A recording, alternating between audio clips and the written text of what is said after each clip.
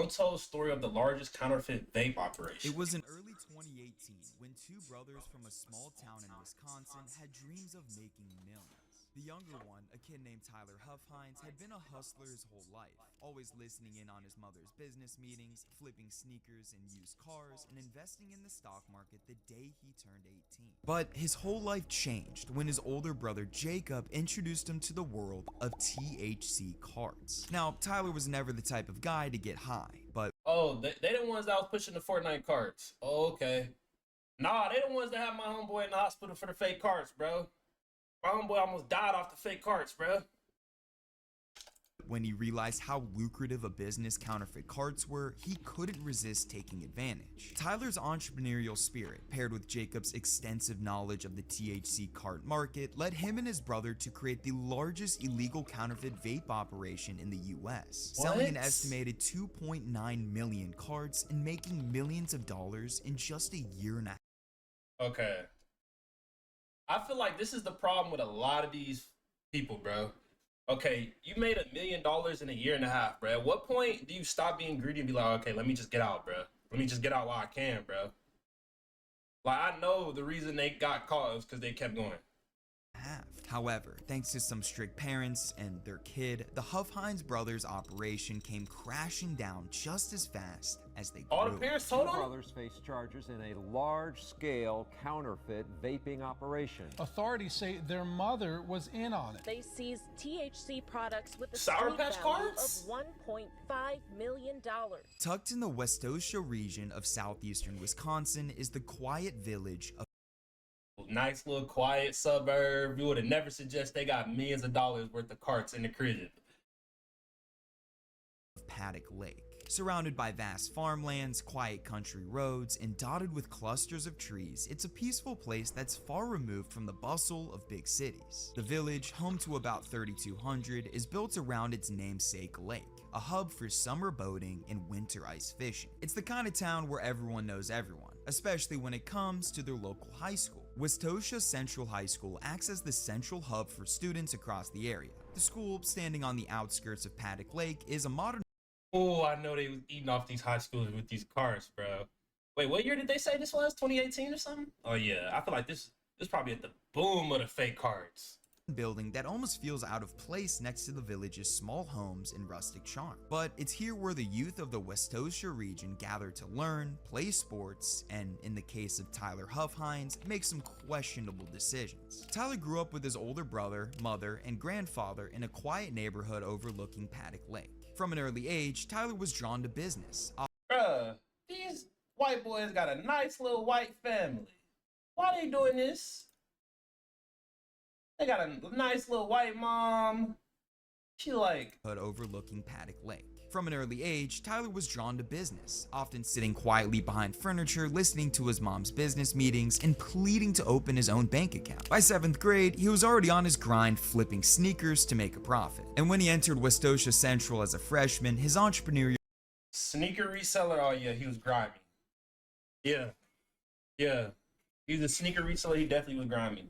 skills only got sharper. While other students were caught up in sports and mowing down kids on Nuketown, Tyler was learning the ropes of business, taking as many business and leadership classes as possible, Bro, look at him. He don't even look right. while always looking for his next money-making gig. As his high school years went on, he made thousands of dollars flipping used cars while also investing heavily in the stock market the day he turned 18. After Tyler graduated high school in 2018, he attended Carthage College and worked alongside his brother at his mother's real estate office. Now, he was still on his grind of becoming a young millionaire, but he was becoming restless. He wasn't content with being stuck working a typical job. He wanted more. He wanted something lucrative, something thrilling, something that would fit the CEO type of lifestyle he always yearned for. But thankfully for him, his older brother Jacob had just the right thing for him. Jacob Huffhines lived a vastly different life than his ambitious sibling. Born 3 years apart, Jacob You can just tell they two different types just by how they look, bruh. He giving on the right, the brother on the right, he give off like kind of like serial killer vibes. I'm not gonna lie.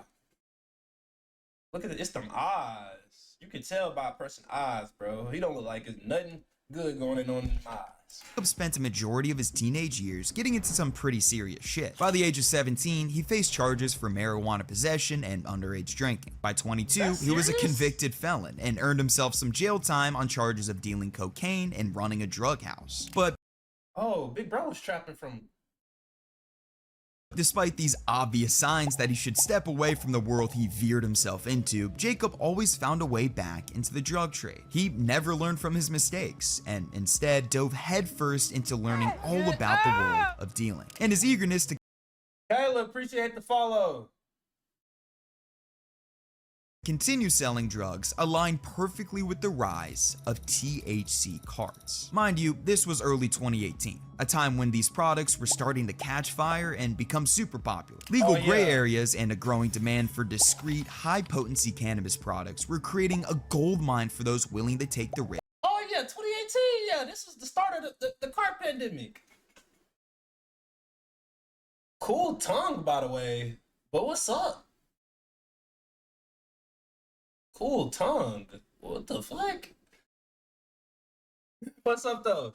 But yeah, what was I saying, bro? 2018. I don't think I smoked yet in 2018. Yeah, I didn't smoke yet. But yeah, I remember they come to school with the carts.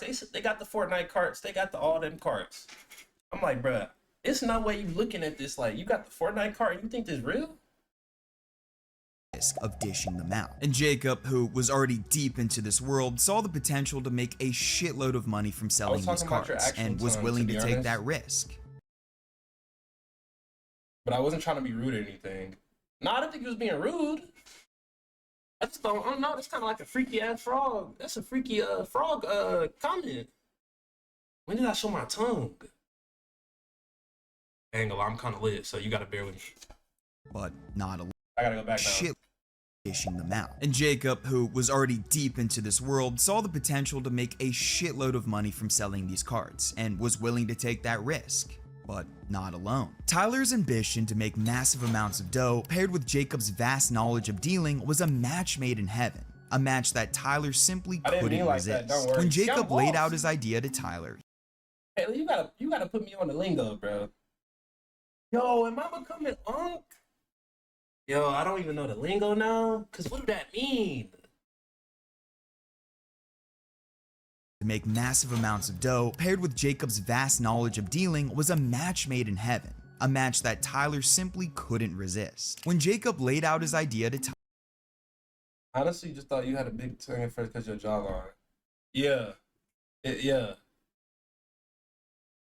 Is that good? Is that good as a dude to have a big tongue? I've never even thought about that. See, you making me think about stuff I ain't never thought about that. I appreciate that. I like people like that. Tyler. A match that tons of dough, paired with Jacob's vast knowledge of dealing, was a match made in heaven. A match that Tyler simply couldn't resist. When Jacob laid out his idea to Tyler, he was completely on board. And just like that, the boys started to craft up a plan. Their strategy was simple. They wanted to create an operation that cut costs and— Wait, do you? If you're okay with me, Bro, where did you come from?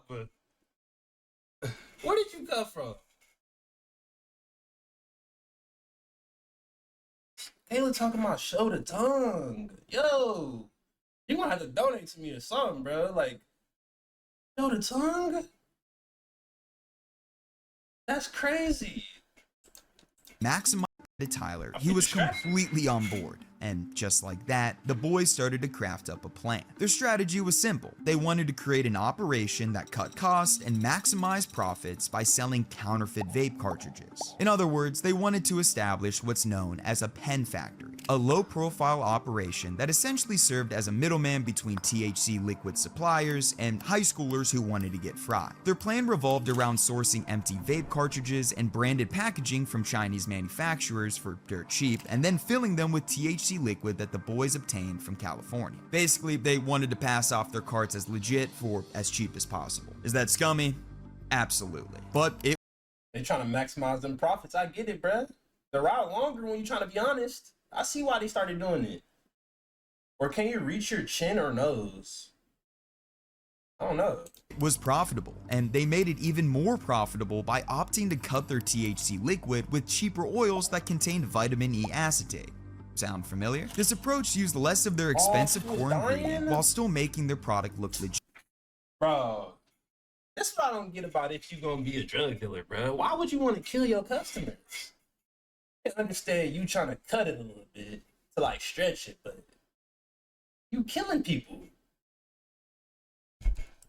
Which in turn increased their margins with minimal overhead. However, even though they had a solid plan set up, the duo still had no clue where they would set up shop. I mean, Tyler probably had enough money saved up to buy a place, but they wanted to keep costs down as low as possible. So where would they go? Well, it turned out the answer was close to home. Courtney Huff Hines wasn't your typical mom. She was a well-known real estate agent in the Westosha area with a larger-than-life personality that perfectly matched her career. If you lived anywhere around Paddock Lake, Nice white family in a nice white suburb. They mom got a good job. They want to sell carts and kill folks, bro. chances are you saw her bright red blazers on real estate ads or her smiling face on Instagram, promoting her new listings or showing off her family's latest vacation. But beyond the posts and business attire, Courtney was someone who valued ambition and wasn't afraid to take risks. She had spent over 2 decades in the real estate game. She built her career by working with well-known real estate companies in southeastern Wisconsin. She built her career by working with well-known real estate companies in southeastern Wisconsin and eventually opened her own place called Realty Executives Unity. And despite filing for bankruptcy back in 2012, she was back on her feet by 2018 and opened a brand new real estate office in Union Grove, Wisconsin, about 15 minutes from Paddock Lake. She was all about success, resilience, and self-belief. But it turns out her success wasn't just limited to selling homes, if you know what I mean. The boys approached their mother with their plan, pitching it as some kind of entrepreneurial endeavor that required a home base. And shockingly, instead of slamming the door on their wildly illegal idea, y'all trapping out your mama business? I'm not gonna lie, I don't feel like that's just smart, bro. Like, if anything, I feel like, bro, you're not even supposed to involve her at all with this, bro. Because if you get caught, you need somebody there to be able to help you out. All of us can't be going to jail, bro. Courtney did the exact opposite. She gave it her blessing and even allowed them to use her office in Union Grove to get things started. It's almost surreal to imagine, like on one side is Courtney's nice real estate office and on the other side, her own sons are filling carts with booth. On January 16th, 2018, Tyler, Jacob, and Courtney kicked off their new startup with nothing more than some empty vape carts, a bit of THC distillate, and a lot of ambition. Tyler, the #1 man in the operation, knew that scaling this type of business required, well, learning the business. And this is where a man named Moo came into play. Moo, who was not a cow, but rather the boys' plug from California, wasn't just their supplier of THC distillate. He became Tyler's mentor. Over countless FaceTime calls, Moo walked He started learning the game?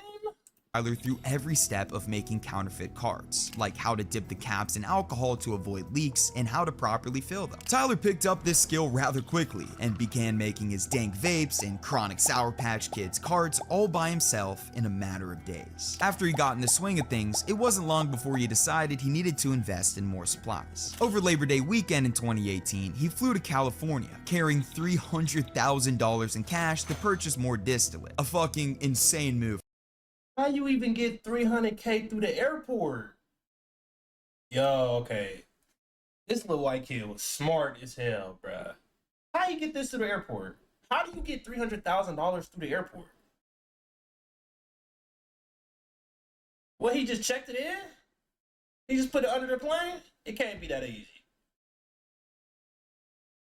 For a kid straight out of high school. The trip secured the steady supply of THC oil the brothers needed to ramp up production, which led them to the tall task of building their team. They started out by hiring a few associates to help fill the carts, paying them $20 an hour to do so, well above the Wisconsin minimum wage at the time. And for a while, their system $20 an hour to fill some carts? Yo, okay. Yo, when he get out of jail, he probably gonna be a millionaire again. of filling and selling carts out of Courtney's office was running smoothly. until one of their associates got stopped by the cops. Yeah, I knew somebody Now, told although me. this little situation didn't blow up their operation just yet, it was enough to make Tyler and Jacob hit pause and think about a new location to start filling their carts, something way more conspicuous. They set their sights on a condo in Bristol Bay, a peaceful neighborhood in the village of Bristol. Tyler, already having trust from sketchy randos in the state, turned to California to find a guy and pay them to steal a man's identity, which he then used to rent out the condo. Once again, a fucking insane move for a kid who couldn't legally drink. But this wasn't even the craziest part. Why not just buy an actual house? Why don't y'all just buy an actual house? Just buy a house. I don't. Maybe they know something I don't, bro. Cause I'm gonna just buy. Well, I guess you do gotta put in somebody else's name, huh? But like, yeah, there gotta be a way he could have did it where he got caught and they wouldn't be able to seize it. That's what I'm thinking about. Courtney was the one who brokered the deal for the condo and was well aware that her own son was not only using a stolen identity to rent it, but also knew that they were about to run a full-fledged drug ring out of it. Courtney, honey, what are we doing? And somehow, no one suspected a thing from the condo deal, and it soon became the center of their ever-expanding empire. Over the next year and a half, their operation absolutely exploded. They went from a few helpers here and there to a full team of 10 workers who were filling between 3,000 and 5,000 cartridges a day, which equates to over 2.9 million carts over that time frame. Also during that time frame, Mr. Krabs, Bro, they really was supplying the whole America with the fake cards, huh? There's no way. I gotta know how. Tyler, tightened up the operations workflow even more to increase productivity and reduce costs. He did so by switching his workers from being on hourly pay to paying 30 cents per cart they filled, an equation he calculated would create more carts and cost less for him. Bro, he was smart as hell. From paying them hourly to paying them per cart, bro. You know somebody in there, oh yeah, fill these. I gotta do this. 30 cents a cart? Hold up, bro, because I gotta do some math.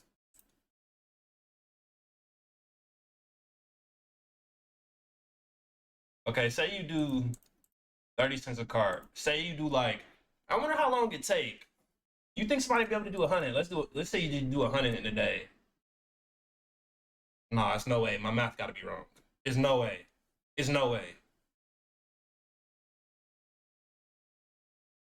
Well, you gotta really calculate how long it'll take them. Like maybe like it'll probably take them a certain. Yeah, that's too much math. There. Realized it would be more cost effective, according to Tyler, if you started paying him 30 cents a cartridge. He would save, or he would make an additional $2.20 a cartridge. From when they started in early 2018 to around August 2019, the Huff Hinds were killing it. Okay, he was greedy as hell, bro. You trying to save an extra $2 and you up here making millions, bro? If you don't say fuck that little $2, bro. Greed, just greed. I knew that's how you got caught, bro. That's how they all get caught, bro. At some point, you just gotta be able to tell yourself, like, bro, I didn't make enough money. I can stop.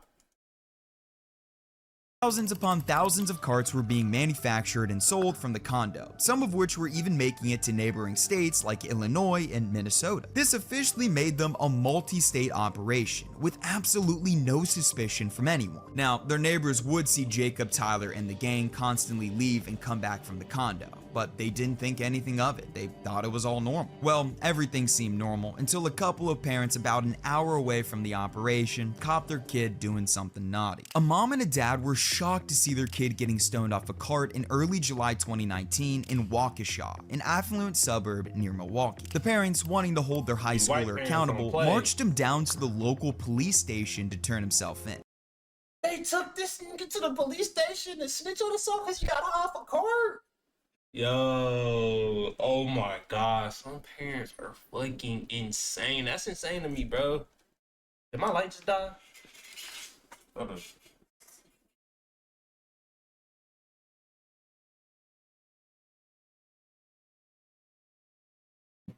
Embarrassing. Alright. But bro, I feel like this is normal high schooler stuff, bro. A cart? You made him go turn himself in because of cart? Is this going on record or something? Like, which I mean is a little extreme, right? But regardless, they the hate parents their made their kid. kid talk with the You gotta Waukesha hate your Police kid for something Department like and that. discuss where he got the cart from, which is when he showed them Tyler's Snapchat. Now, Tyler would constantly post about the thousands of carts he had in stock, his piles of money, along with his constant trips to California to re-up his supplies. All of Posting too much, trying to prove to everybody, bro. This social media attention shit is so sick, bro. This shit is really these damn phones, bro. Cause why? You could have been low key. You probably would have never got caught. But I guess he was probably doing this to get people to work for him. Probably, you know, a little high schooler see that, be oh yeah, I'm gonna do this. I'm gonna make some money. This nigga got called by his parents, bro. I ain't gonna lie, you're really a custard for that, bro. You got called by your parents, bro, and you let them make you tell. Your parents ain't make you tell. You told. which was a gold mine of information for these cops. told on the Tyler carts, set up an bro. account on Is he Snapchat crying? and sold product using the name Wisco Bag Boy. After seeing this, the Waukesha Police Department launched an investigation, meticulously tracing dealers and anyone else that could be a part of the operation. The evidence stacked up quickly, and within a month, the Waukesha cops teamed up with the Kenosha Drug Operations Group and the Racine County Metro Drug Unit to finally take down the Huff Hines operation. On September 5th, 2019, around 6 a.m., authorities executed search warrants at the 3 locations connected to the Huff Hines: their childhood home in Paddock Lake, their condo in Bristol, and Courtney's office in Union Grove. The first raid took place at the family's home. Inside Tyler's room, officers found around $48,000 in cash and a fully loaded shotgun with one in the chamber. Inside Jacob's room, they found a loaded rifle, cocaine, weed, a digital scale, some carts, 9 Xanax pills, and around Oh my god. The junkie brother, this gotta suck, bro. You the money making brother, and you got this junkie brother you running with, bro. I wonder if the junkie brother got the dealer too. Cause what you mean he got the snow? He got the Xans and the pills? Yeah, I ain't gonna lie, I wouldn't even be working with him if I was him, bro. I ain't working with no dopey, bro.